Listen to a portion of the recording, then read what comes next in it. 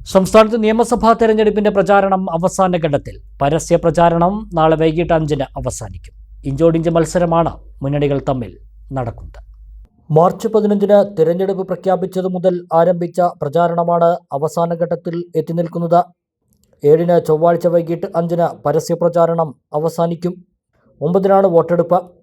ഇത്തവണ കുറഞ്ഞ ദിവസങ്ങളാണ് സ്ഥാനാർത്ഥികൾക്ക് പ്രചാരണത്തിന് കിട്ടിയതെങ്കിലും ആവേശത്തിന് ഒട്ടും കുറവില്ല. ഇഞ്ചോടിഞ്ച് മത്സരമാണ് വിവിധ മണ്ഡലങ്ങളിൽ നടക്കുന്നത്. കടുത്ത ചൂടിനെ പോലും അവഗണിച്ചാണ് സ്ഥാനാർത്ഥികൾ അതത് മണ്ഡലങ്ങളിൽ 2-3 വട്ടം പര്യടനം പൂർത്തിയാക്കിയത്. 3 മുന്നണികളുടെയും സംസ്ഥാന ദേശീയ നേതാക്കളും പ്രചാരണത്തിന് മണ്ഡലങ്ങളിലെത്തി. പ്രചാരണത്തിൻ്റെ അവസാന മണിക്കൂറുകൾ മൈക്ക് അനൗൺസ്മെൻറ്റും റാലികളും റോഡ് ഷോയുമെല്ലാമായി രംഗം കൊഴിപ്പിക്കാനുള്ള തയ്യാറെടുപ്പിലാണ് മുന്നണികൾ.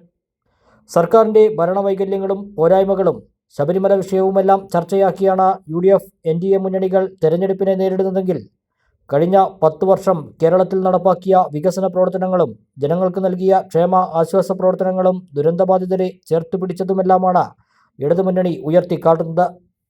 ഇരു മുന്നണികളുടെയും അവകാശവാദങ്ങൾക്കപ്പുറം കേരളത്തിൽ ഇഞ്ചോടിഞ്ച് മത്സരമാണ് നടക്കുന്നതെന്നാണ് രാഷ്ട്രീയ നിരീക്ഷകരുടെ വിലയിരുത്തൽ. ഇതിൻ്റെ പ്രതിഫലനം 9-ന് വോട്ടെടുപ്പ് ദിവസം പോളിംഗ് ബൂത്തുകൾക്ക് മുന്നിലും പ്രതിഫലിച്ചേക്കും. 100-ലേറെ സീറ്റ് നേടുമെന്ന വിശ്വാസം UDF ആവർത്തിക്കുന്നു. എന്നാൽ തുടർച്ചയായി 3-മതും ചരിത്ര ഭൂരിപക്ഷത്തിൽ ഭരണത്തിൽ വരുമെന്ന ഇടതുമുന്നണി നേതാക്കളും ആത്മവിശ്വാസം പ്രകടിപ്പിക്കുന്നു. കരുത്തു കാട്ടാനാകുമെന്നാണ് NDAയുടെയും പ്രതീക്ഷ.